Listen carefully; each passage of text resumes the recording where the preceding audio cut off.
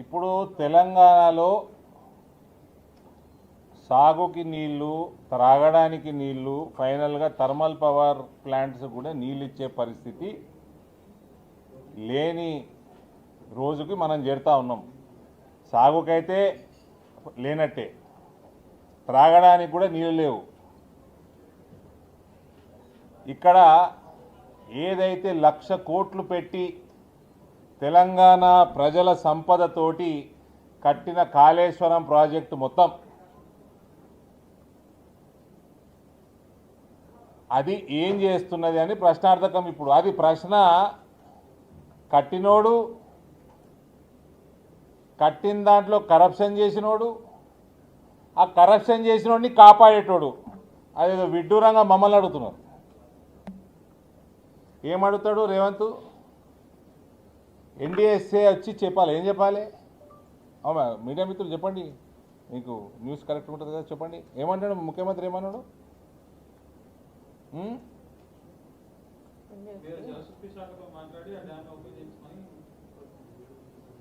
ఎగ్జాక్ట్గా ఏమన్నాడు? NDSA report ఇచ్చింది సార్, గేట్లు పెట్టకూడదని. అందుకనే వాళ్ళు కాళేశ్వరం ప్రాజెక్టు గేట్లన్నీ లిఫ్ట్ చేయట్లేదు కన్నపల్లి. ఒకవేళ లిఫ్ట్ చేసి ఇప్పుడు ఇప్పుడు ఇప్పుడు ఏం కావాలి రేవంత్కి? ఏం కావాలంట? వాట్ ఈజ్ ఈ వాంట్? ఎన్డీఎస్ఏ ఏం చెప్పాలా? కాళేశ్వరం గురించి రిపోర్టు ఎన్డీఎస్ఏ 2023లోనే ఇచ్చింది. అందులో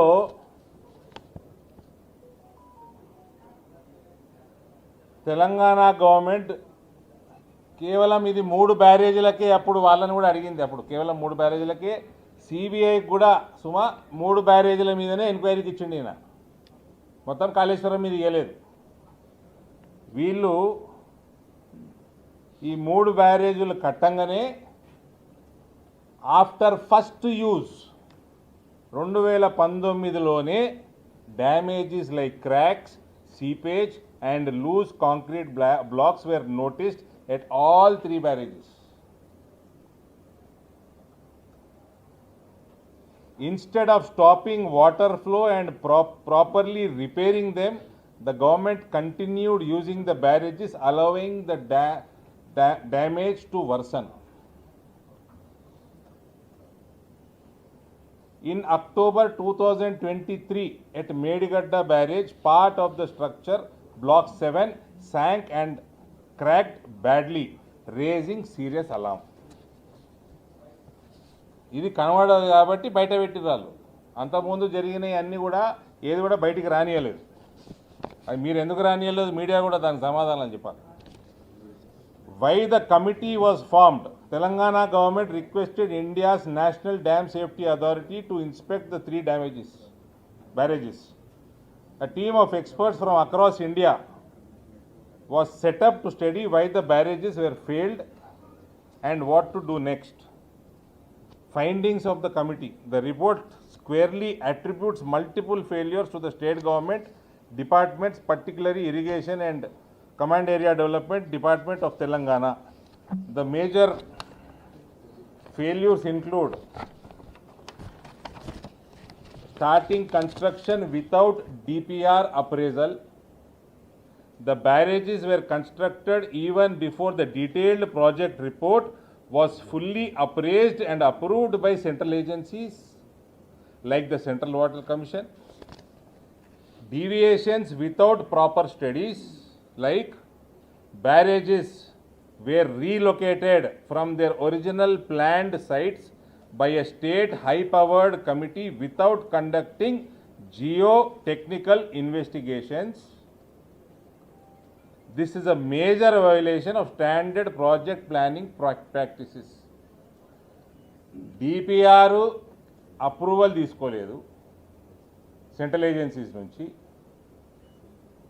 అందులో ఎక్కడనైతే బ్యారేజీలు కట్టాలనో అక్కడ నుంచి దాన్ని జరిపేసి ఇంకో దగ్గర కట్టిండ్రు. In the detailed project report, sheet pile cutoffs were proposed. Foundation design was based on sheet pile cutoffs as per DPR. However, during execution, the state's chief engineer approved secant pile cutoffs అంటే foundation డిజైన్లు మార్చేసిండ్రు, కట్టే జాగా మార్చేసిండ్రు, foundation డిజైన్లు కూడా మార్చేసిండ్రు. DPR submit చేసిన దానికి compare చేస్తే without sufficient technical or economic justification and no supporting documents were provided when asked by the committee. రాష్ట్ర ప్రభుత్వం ఎటువంటి సపోర్టింగ్ డాక్యుమెంట్స్ ఎందుకు మార్చిండ్రు, జాగా ఎందుకు ఫౌండేషన్ మార్చిండ్రు, ఇది అడిగితే కాగితాలు రిప్లై కూడా ఇవ్వలేదు స్టేట్ గవర్నమెంట్, ఆనాడు స్టేట్ గవర్నమెంట్.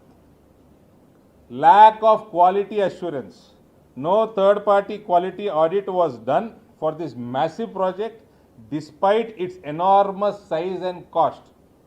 1,00,000 కోట్లు పెట్టి కట్టిన కాళేశ్వరంకి క్వాలిటీ ఆడిట్ కూడా లేదు. వీటికి జవాబు ఇరా కేటీఆర్ అంటే అది ఎన్డీఎస్ఏ రిపోర్టు కాదు, ఎన్డీఏ రిపోర్టు. తాగకండి, స్నిఫింగులు చేయకండి. నేను కేటీఆర్ నటలేను. Not just smoking, sniffing is also injurious to health. General public notification.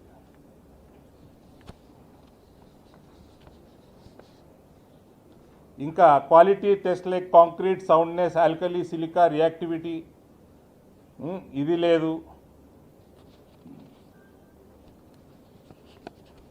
Poor construction, supervising and sequencing. Premature grouting was carried out before completing the needed investigations. Violation of Dam Safety Act 2021. Several operation norms under the Dam Safety Act were violated. No operation and maintenance. Operation and maintenance పైసలు ఇచ్చుళ్ళు ఇవే కాదు, పాత డ్యామ్లకు కూడా ఇవ్వలేదు కేసీఆర్ టైంలో. Failure to address early signs of damage. In 2019 episode, damage signs like CC block dislodgement and wearing coat damage appeared at Sindhila and Annaram. Instead of repairing properly, ad hoc measures were like polyurethane grouting were done. The polyurethane grouting terrace మీద బాత్రూమ్లలో లీకేజీలు కాకుండా చేస్తారు, allowing the problems to worsen over the years.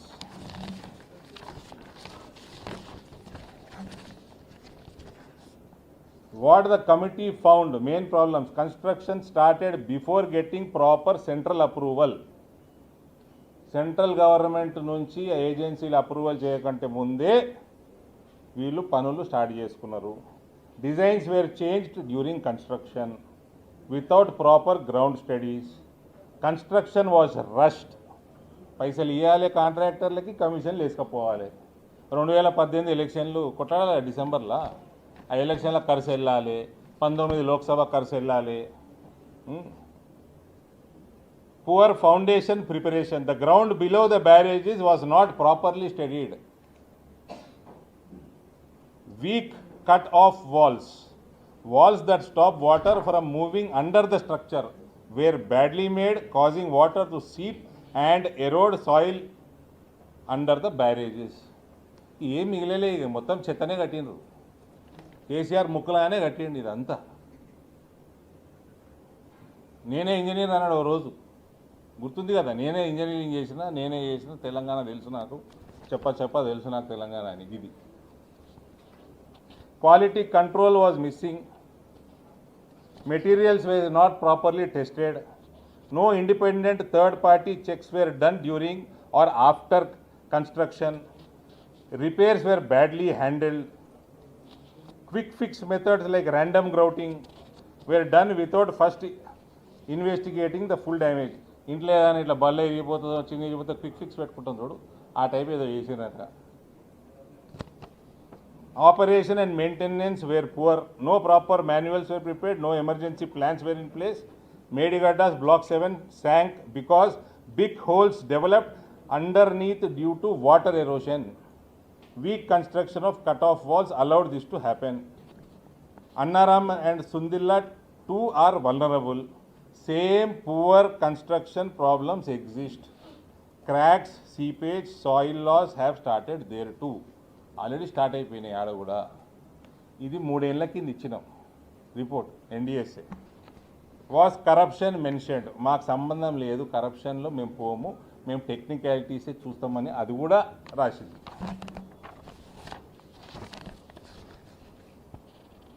What did committee recommend?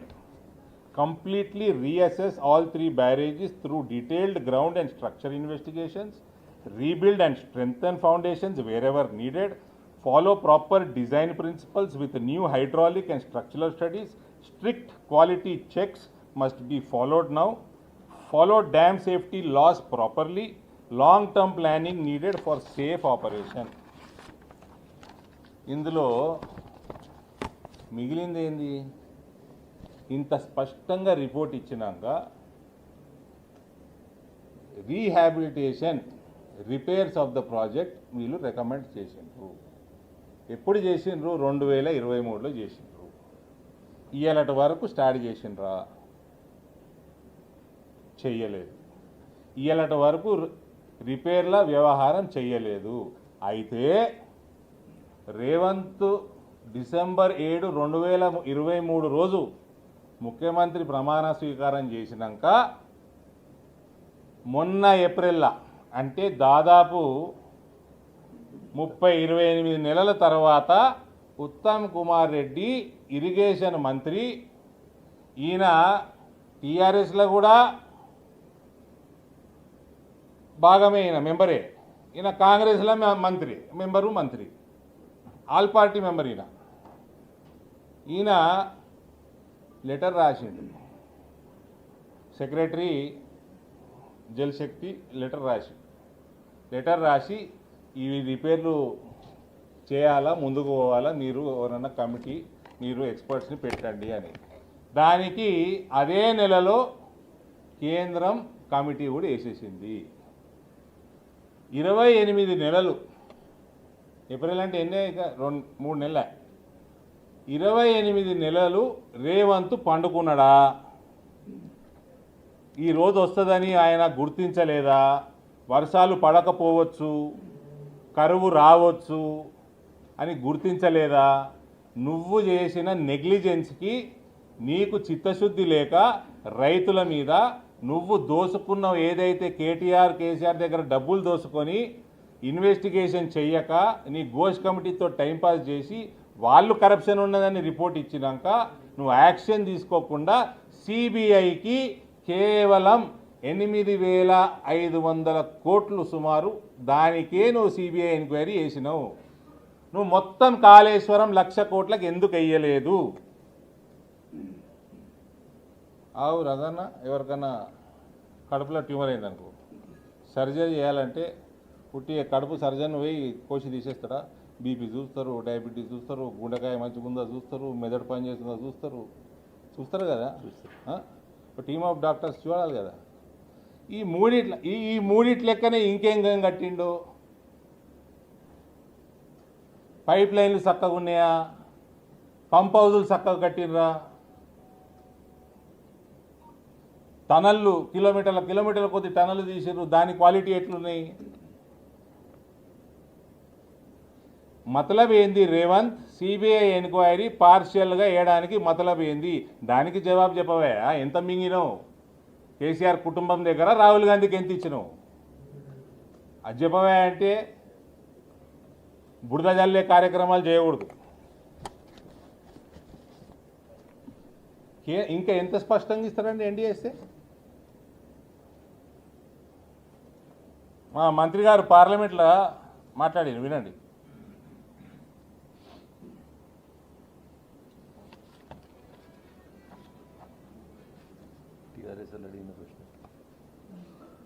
मंत्रालय में जो आया था project, वो हमने देखा था और उसके बाद भी स्टेट ने हमारे पास से कोई पैसा नहीं लिया है। हमने सिर्फ उसको टेक्निकल जो अप्रेजल करना था उतना करके दिया था, मगर बाद में जो उसकी पोजीशन हुई है कालेश्वरम में, वो पूरा देश जानता है, करीब 1 लाख करोड़ से ज्यादा पैसा स्टेट की ओर से लगाया गया था, मगर सब पानी में बह गया है और उसकी इंक्वायरी भी चल रही है हमारे मंत्रालय की ओर से भी। कालेश्वरम के 30,000 करोड़ रुपया खर्च होने के बाद अप्रेजल के लिए हमारे मंत्रालय में जो आया 30,000 కోట్ల వర్కులు కంప్లీట్ చేసినాక, పర్రెలు వాసినాక, డ్యామేజ్లు అయినాక, పిల్లర్లు కుంగిపోయినాక అప్పుడు వచ్చిండ్రు వీళ్ళు ఎన్డీఎస్ఏ దగ్గరికి. అప్పటికి 30,000 కోట్లు ఖర్చు అయిపోయినాయి. మొత్తం ప్రాజెక్టు 1,00,000 కోట్లు.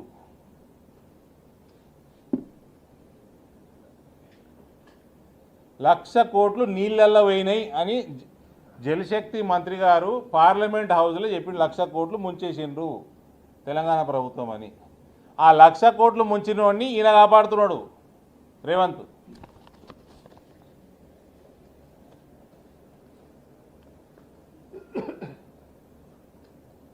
The BRS government spent over 30,000 crore to build first and sought expert technical scrutiny, later defeating the purpose of having an independent appraisal before major construction. Both the Comptroller and Auditor General and National Dam Safety Authority criticized the Telangana government for beginning and continuing major construction and expenditure before completing proper investigations, obtaining DPR appraisal and finalizing technically sound designs. The CBI inquiry presently covers irregularities in the construction of only 3 Kaleshwaram barrages, Medigadda, Annaram and Sundilla. It does not cover other projects. Why? ఇది ఉల్టా మా మంత్రి గారు అడిగినారు, ఎందుకు CBI మొత్తం ఇస్తలేవు కాళేశ్వరం అని. Telangana state dam safety organisation ఇది ఉన్నది మీకు. ఎన్డీఎస్ఏ కంటే ముందు ఈ లిల్లీపుట్కి చెప్పాలి, మీ దగ్గర ఒకటి ఉంటుంది SDSO, Telangana State Dam Safety Organization was established in 2022. The state government has reduced its SDO to a silent spectator. Enduku? Neither issuing a clear safety assessment nor taking responsibility while shifting every decision to central agencies. Endukunnada SDSO? However, NDSA has now clarified that whether water should be pumped is ultimately a Telangana government policy decision.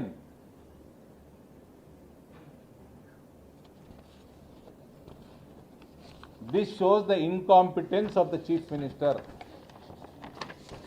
and corruption of the previous Chief Minister. ఈడు లంగా ఆడు లఫంగా. ఇప్పుడు చెప్పండి brother, ఏం కావాలి, ఏంటి doubt ఏంటి?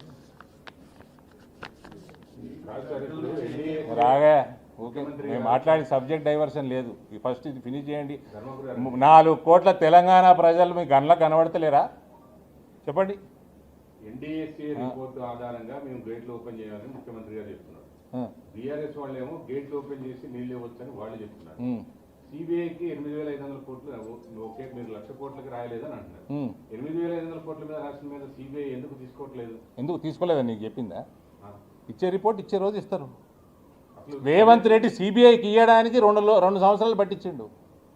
మొత్తము నేను అదే అడుగుతున్నా, నీకు కడుపులో జబ్బు వస్తే ఇవాళ రేపు పుట్టి కడుపు డాక్టర్ దగ్గరకు పోవద్దు, ఫస్ట్ జనరల్ ఫిజిషియన్ దగ్గరకు పోవాలి. ఎందుకు ఇవ్వలేదు అని మా ప్రశ్న. మొత్తం కాళేశ్వరమి, నీ ఇంట్రెస్ట్ ఏంది? మొత్తం ఇస్తేనే కదా తెలిసేది. మనిషికి కడుపులో ఉంటే అది క్యాన్సరా లేకపోతే పైత్యమా, దేనివల్ల వచ్చింది, బీపీ చూడాలి, షుగర్ చూడాలి, కార్డియాక్ ఇష్యూవా, ఇంకేమన్నా దేనివల్ల ఏ జబ్బు వస్తుందో తెలియదు. ఇవాళ రేపు నువ్వు ఏం కాపాడుతున్నావు? సిబిఐ చేయాల్సిన పని సిబిఐ చేస్తుంది. 8,500 కోట్లు ఎందుకు అంటుంది? మేడిగడ్డ అనేటువంటి దాని మీదకి బ్యారేజ్ మీదకి రాహుల్ గాంధీ పర్లేదు రాహుల్ గాంధీని తీసుకొని పోయి మేడిగడ్డ అనేటువంటి బ్యారేజ్ మీద నిల్చొని ఎన్నికల కంటే ముందు రేవంత్ రెడ్డి రాహుల్ గాంధీ ఇద్దరు చెప్పిన మాట ఏంటంటే, మీరు ఇన్ని పథకాలు అనౌన్స్ చేస్తూ ఉన్నారు కదా, ఎక్కడి నుంచి ఇస్తారు డబ్బులు అని అడిగినారు. మీలాంటి మీడియా మిత్రులు అడిగితే టీఆర్ఎస్ ప్రభుత్వం కేసీఆర్ తిన్న 1,00,000 కోట్లని వసూలు చేసి దాంట్లోంచి పథకాలు ఇస్తామని అన్నారు. కక్కిస్తామనే పదం కూడా వాడింది. 8,500 కోట్లు ఎందుకు? 1,00,000 కోట్ల ప్రాజెక్టులో నువ్వు సెలెక్టివ్గా 8,500 కోట్ల మీదనే ఎందుకు విచారణ చేయమంటున్నావు?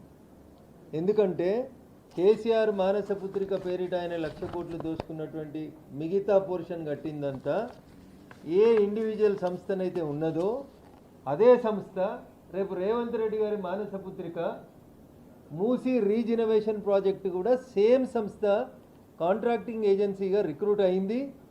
మొదటి టెండర్ 8,500 కోట్ల రూపాయలు అదే సంస్థకి ఇచ్చేందుకు మిగతా కాంట్రాక్టర్లని బెదిరించి విత్డ్రా చేయించింది. 1,00,000 కోట్ల దొంగతనం పెద్దదా, 8,500 కోట్ల దొంగతనం పెద్దదా? 1,00,000 కోట్ల మీద సిబిఐ విచారణ చేస్తే అందరు దోషులు బయటకు వస్తారు కదా. ఎందుకు మీరు సెలెక్టివ్గా 8,500 కోట్ల అనే పదమే ఎందుకు వాడుతున్నారు? లేదా మేడిగడ్డ, అన్నారం, సుందిల్లా అని ఎందుకు వాడుతున్నారు? ఫస్ట్ పంచాయతీ ఏంటంటే, ఇలా తెలంగాణకు నీళ్ళు ఇన్రి వాడు కట్టిండా, వాడు మింగిండా, నువ్వు దోసినవా, నువ్వు 2.5 ఏళ్ళు ఎందుకు టైంపాస్ చేసినావు అనేది ఇలా తెలంగాణ సమాజం అడుగుతున్నటువంటి ప్రశ్న. ఎత్తొచ్చు అని కొంతమంది రిటైర్డ్ ఇంజనీర్లు మాట్లాడుతుండ్రు. తిరుపతికి పోతే నెత్తన్న మనది ఉండాలి, కత్తన్న మనది ఉండాలి. 2 లేని రిటైర్డ్ ఇంజనీర్లు ఏదన్నా మాట్లాడుతూ ఉంటారు. నీళ్ళు ఎత్తురు ఈయనరే అంటున్నారు. రేపు ఏమన్నా అయిందనుకోండి, రేపు నీళ్ళు నింపిన తర్వాత పార్టీగా మీరు ఏం చెప్తున్నారు సార్? అంటే గేట్లు తెలంగాణ సమాజాన్ని తరఫున మేము అడుగుతుంది ఒకటే ఒక ప్రశ్న. వాడు 1,00,000 కోట్లు తిన్నాడు కాబట్టి నేను 1,00,000 కోట్లు తింటానని ఆలోచనని మేము ఎప్పుడు సమర్థించదలుచుకోలే. మా ప్రశ్న ఏంటంటే ఆయన ఎందుకు కట్టిండు, నువ్వు ఎందుకు 3 ఏళ్ళు నిద్రపోయినావు అనేది మా ప్రశ్న. ఇలా నీళ్లు కావాలి, ఎల్లినీన వచ్చింది, మాకు నీళ్లు ఇన్ని అంటున్నాం. కేసీఆర్ నా బుంగల దొక్కుతావా, నిన్ను ఇంకొక దగ్గర దొక్కాలన్నా ప్రజలు ఆలోచిస్తారు. ఫస్ట్ నీళ్ళు ఇయ్యింది అని అడుగుతున్నాం మేము. ఇద్దరు కూర్చొని, పొట్టోడు పొడుగోడు ఇద్దరు కూర్చొని, ఇద్దరు చదువుకున్నది గాడిదలు కాసే చదువుడే, ఎవడు ఇంజనీర్ కాదు.